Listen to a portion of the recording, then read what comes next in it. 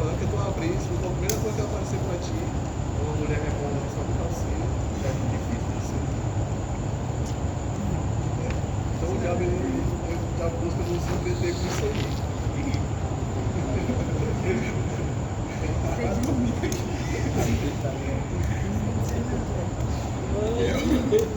Então o diabo ele busca nos distrair com isso, né? Ele busca nos desviar com essas coisas. Às vezes o diabo ele nos pega nas pequenas coisas, não é nas coisas grandes não. É nas pequenas coisas que tu não dá valor. É uma olhadinha ali, é uma piscada ali com o menino, é qualquer não. As menores coisas a gente tem que ficar mais atento. A gente não dá valor, mas isso aqui não vai fazer pecar não. Por respeito aí que vai fazer, respeito aí que é o princípio da tua queda. Porque o diabo sabe que a gente olha para as coisas grandes, as pequenas a gente não olha. E ele busca isso, nos entreter, nos desviar, tirar o nosso foco, né? Com tudo que o mundo oferece. Eu não tenho nem como dizer que o mundo é ruim, o mundo é muito bom. O mundo é bom. Pegar a menina é bom, olhar um robô é bom, tem quase que quer dizer que é ruim, mas é bom. Não tem como, pô. Mas é verdade, pô. É bom demais, pô. Ele já tá aqui se identificando. Mas a hora que ele ri aí. Ele tá entregando o ouro dele. Mas é verdade. Mas é verdade, o pecado é bom. Se fosse ruim, ninguém fazia, a gente era santo. Pô. É bom sim. É o pior, cara. Não. Ele tá falando que é mais santo que eu, revelação aí, ó. Revelação profunda. Então o pecado ele é bom, pô. É por isso que a gente peca. Né? Entra um copo aí pra mim, com água. É a nossa vontade, Deus nos fez assim, pô. Deus nos fez assim, entendeu? Os caras tomam. Então a nossa carne Os caras estão entregando ouro. a nossa carne não vai se converter, ela vai sempre ter essa vontade. Às vezes eu pensava assim, não, vou casar, vou estar de boa, não vou mais fazer essas coisas. Não muda É não. é hoje. Mas não é na hora que tu quer não, cara. Não é na hora que tu quer não, cara. É na hora que ela quiser. Obrigado. É na hora que ela quiser e na hora que ela quiser. Eu falei que vai casar e eu falo, nossa, eu falei acho que semana passada pro meu irmão. Ele tá querendo casar, eu tava pensando que tu vai ter sexo todo dia mesmo, né? Tu tava te enganando. Mas aí tem gente que fala, mas tem um versículo que diz que a mulher não pode negar o homem. Eu falei, vai mostrar esse versículo aí pra ela. Não adianta de nada. Me falaram isso aí, falou, não, a casa não vai ter sexo todo que tu quiser. Também pode ser mais É luta, né? Por isso que eu penso assim, não, vou casar, vou ter minha esposa, não vou pensar em masturbar, não vou pensar em desejar outra mulher, vou ter minha mulher e vou fazer mulher. Só que aí é uma injustiça, por exemplo, Deus fez o cara vivo cedo e a mulher sem vontade. Mas gente, olha, casamento. Mas às vezes não quer também Um dos pilares dele é o sexo. É, mas a única diferença entre eu e a minha amiga e eu e a minha esposa é que a gente pode ter relação. É pra isso que é o casamento. É, mas deu uma mulher uma mulher que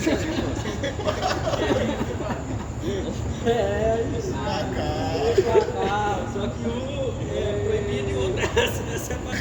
pegar as minhas amigas. Aí ele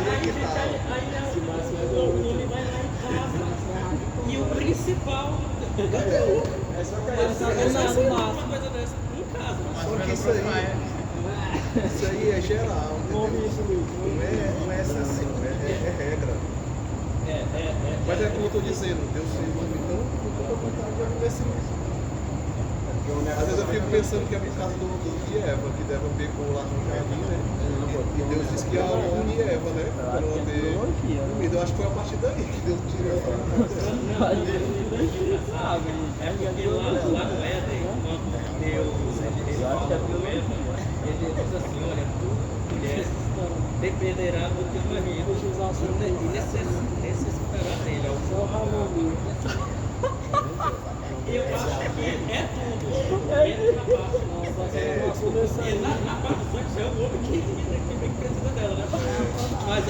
velho. Eu acho que foi depois que eu Foi conversei de com boa. o Lúcio sobre isso aí, né?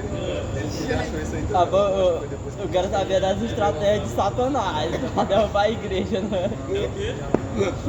Quer saber da estratégia de Satanás pra derrubar a igreja? Bora ver, Ramon. Então o cara tem que casar pensando em ter uma pessoa pro resto da vida, né, companheira, que vai servir a Deus contigo. Foca nisso. Tá bom, Ramon. Não me serve. Não tem lucro, não. Mas é bom o cara já tá consciente. Não casa, gente. Não casa. Tem que casar. É o que eu tô Mas pra poder ter um negócio. Ei, Luiz, é o que eu tô dizendo. O cara tem que casar focando em que eu quero uma companheira para servir a Deus comigo o resto da vida, porque eu quero servir a Deus o resto da minha vida. Eu quero alguém para servir a Deus comigo, alguém que vai cuidar de mim, também vai me amar, vai ser fiel a mim. É isso que a gente tem que pensar. Entendeu?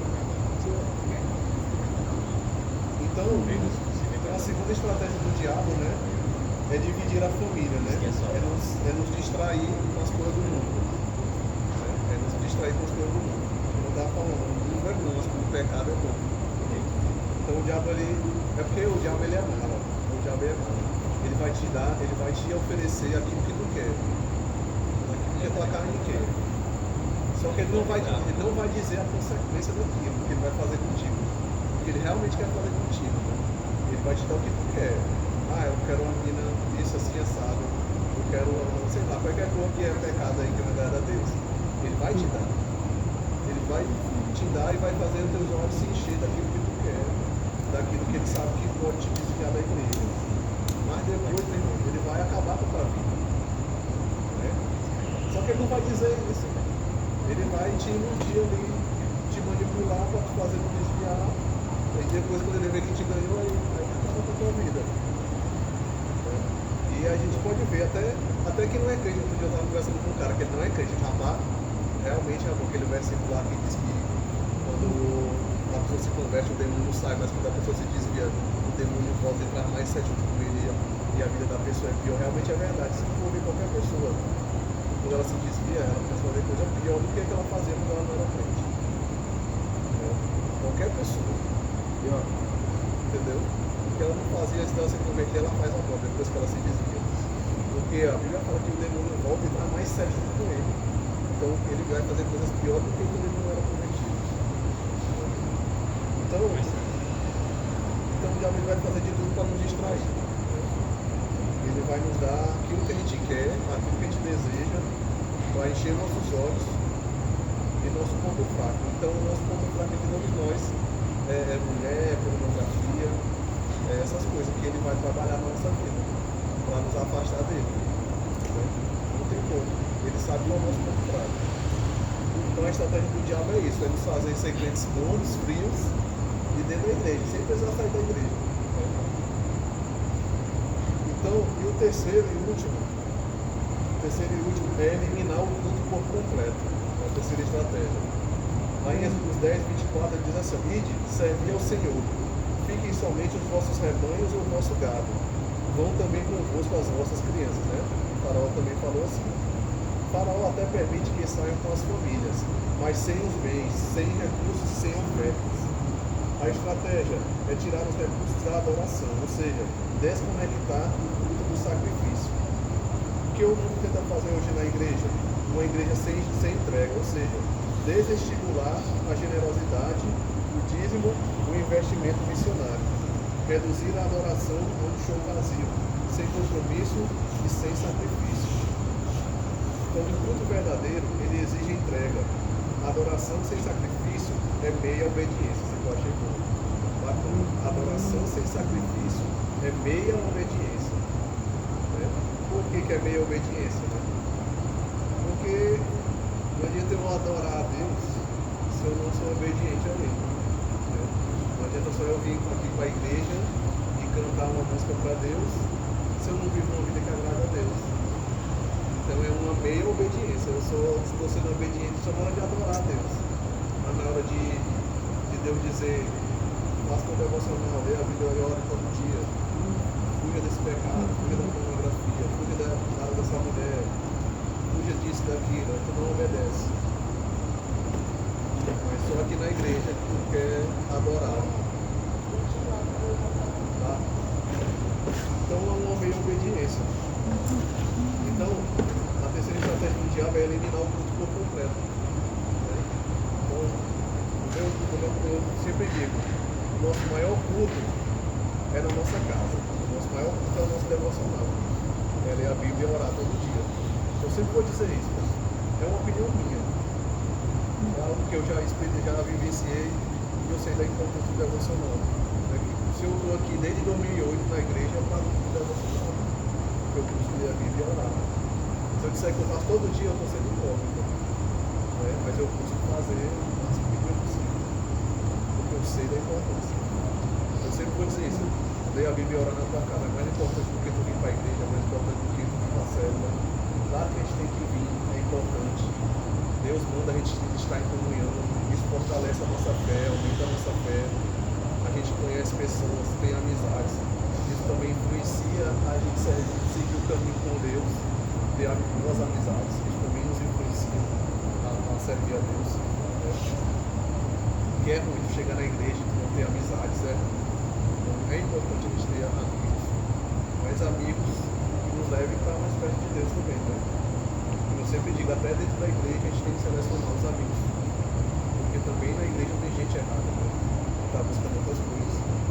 Então o diabo ele busca isso, eliminar o culto por completo, nos fazer ser crentes vazios. Né? E a gente não pode ser assim, a gente tem que ser crentes verdadeiros, cheios da presença de Deus, que oram, que lê a Bíblia, que são crentes não só aqui, mas em qualquer lugar. Eu até falei uma vez, tinha um menino que era aqui da célula, que ele era meu primo. Né? Ele era crente só aqui na célula. Lá na escola dele ele negava a Jesus, ele dizia que não era crente. E eu falava para ele, tu tá negando Deus, e Deus, mesmo tu tá negando a Deus diante dos teus amigos, Deus tá te negando, Jesus está te negando lá diante de Deus. Eu nem conheço ele, sei nem quem é. O dia que tu entender o peso disso, eu duvido que tu vai negar Jesus. Vai dizer que não é crente. Então, todo lugar que eu chego, seja na faculdade, quando eu fico lá de Caxias, aonde eu vou? Quando eu sou demitido, que eu vou para outro emprego, mas digo logo, quando eu me rabo, eu tenho tantos anos, sou crente, sou evangélico. Pronto. Mas digo logo, primeiro dia que eu cheguei na faculdade, e aquele negócio de se apresentar, falar, quantos anos, não sei o quê, eu precisava dizer que eu era crente. Aí eu falei, sou Ramon, tenho tantos anos, sou evangélico. A pessoa sabe o nome. Então a gente tem que ser a mesma pessoa onde a gente estiver. A mesma pessoa que eu sou aqui na igreja, tem que ser onde eu estiver. No meu trabalho, na minha escola, em casa. Eu tenho que ser exemplo em todo lugar. Não posso ser duas pessoas, né? Porque ser, como falam aqui não, tá, né? Ser crente aqui na igreja é fácil, tu tá no meio de crente. Mas lá no meio do mundano, lá, ser tirado para a chacota, ser zoado por ser crente, principalmente em escola. Ser crente vai ser zoado, igual o abestado, igual o crentinho, igual não sei o que, vai ser cheio de apelido.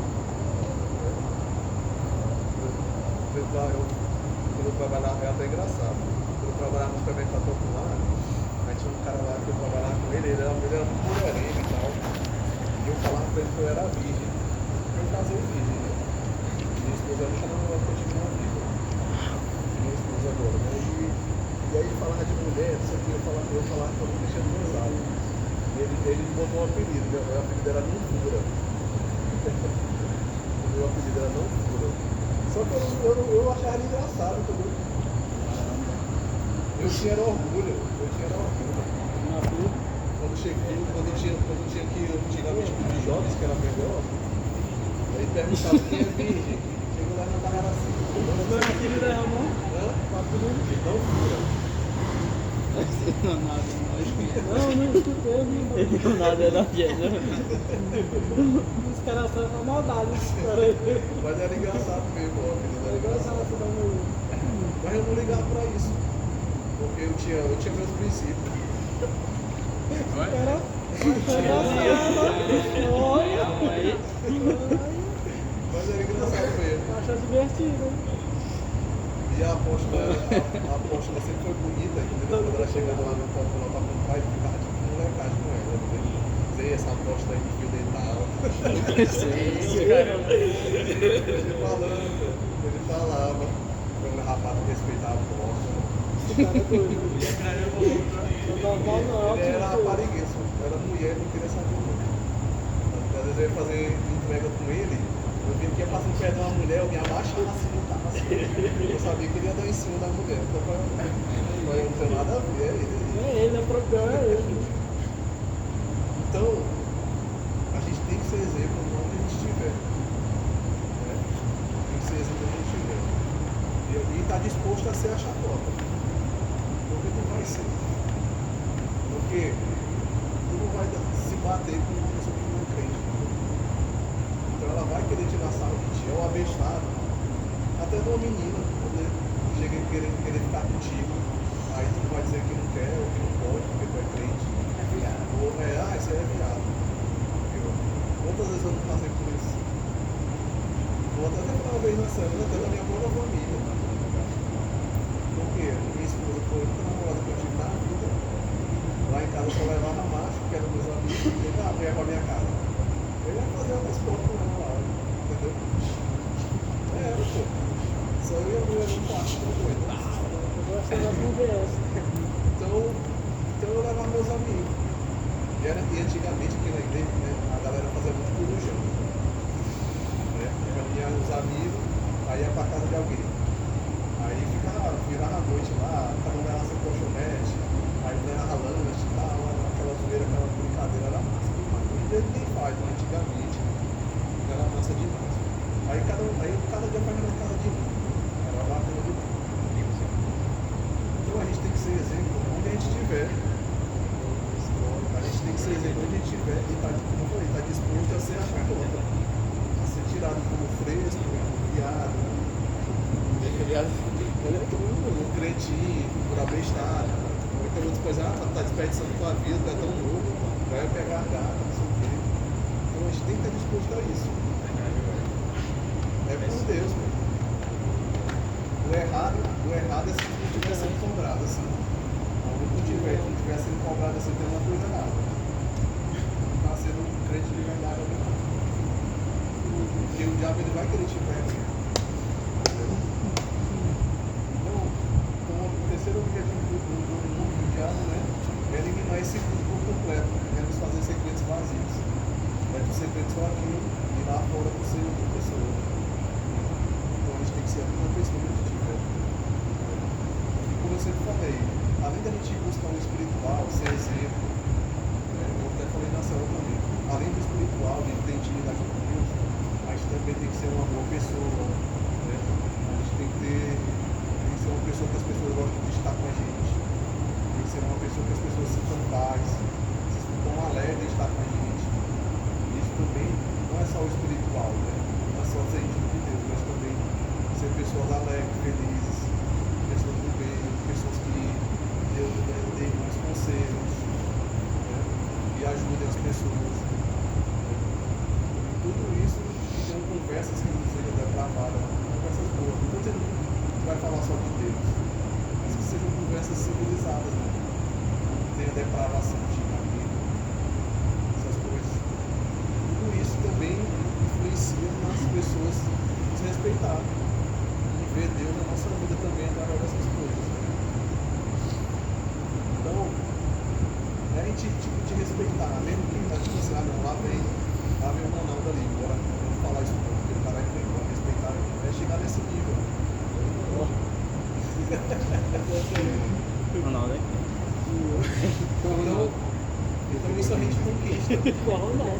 Mesmo que as pessoas não se convertam, mas a gente conquista esse respeito com eles. Mas a gente tem que ser esse exemplo. Além do espiritual, ser essa pessoa boa, que as pessoas gostam de estar perto, uma pessoa alegre, que dá bons conselhos. Então as táticas de Faraó ainda são atuais, que são limitar o avanço da igreja, dividir a família, né, os empreendedores, os enganos, todo mundo, e eliminar essa adoração verdadeira, não se fazer secretos vazios, secretos só aqui na igreja, mas não que bota o pé ali para fora é outra pessoa. Então a gente tem que ser cristão. cristão, em todo lugar, onde a gente estiver, tem que ser duas pessoas, né? Tem que ser a mesma pessoa onde a gente estiver, né? Deus vale, né? Você é a mesma pessoa. Então a gente tem que ser a mesma pessoa onde a gente estiver. Então ele fala assim, ó. Moisés respondeu com firmeza a cada proposta de Faraó. Ele disse o quê? Nenhum ficará. Nada ficará. Vai tudo. Assim deve ser a nossa resposta. A missão ela não pode parar. A igreja precisa romper com o Egito, com o sistema, para cumprir plenamente o propósito de Deus. E o desafio está: estou andando em obediência às orientações de Faraó ou de Cristo e sua palavra? Lá em Efésios 6:11 ele diz assim, ó, revestivos de toda a armadura de Deus, para poder ficar firmes contra as astutas ciladas do diabo. Revestivos, qual é a armadura de Deus? É ali a tua fé. Vai falar várias, mas ali a nossa fé, a nossa comunhão com Deus, a nossa leitura da palavra. Por isso que eu digo, eu não sei vocês, cara. Quer nunca sair da igreja, lê a Bíblia e ora todo dia. Tu nunca vai sair da igreja, é impossível. E é isso, galera. Essas são as estratégias que o diabo usa aí para nos afastar dos caminhos de Deus, né? Se alguém quiser comentar alguma coisa, pode fazer. Pode demorar, né? Chegar falando, amém, meu filho. Meu Deus, nós queremos te agradecer por essa palavra tão abençoada, Deus, tão tremenda aos nossos corações. Meu Deus, obrigado, meu Deus. Meu Deus, que o Senhor possa fazer com que essa palavra penetre mais profundo no nosso coração. Que a gente possa entender, meu Pai. Meu Pai, não que essa palavra não entra pelo ouvido, não sai pelo outro, mas que ela entre no nosso coração, na nossa mente, meu Deus. Que a gente possa entender, meu Pai, as ciladas do diabo para as nossas vidas. Entender, meu Pai, como o diabo joga para tentar nos fazer sair dos teus caminhos. Que nós não devemos nos distrair com o mundo, meu Pai, com as coisas do mundo, com o mundo oferece. Que nós devemos, meu Pai, ser servos de Deus, sermos serventes, meu Pai, em qualquer lugar onde estivermos, meu Pai. Que nós não devemos ter vergonha de ser crente.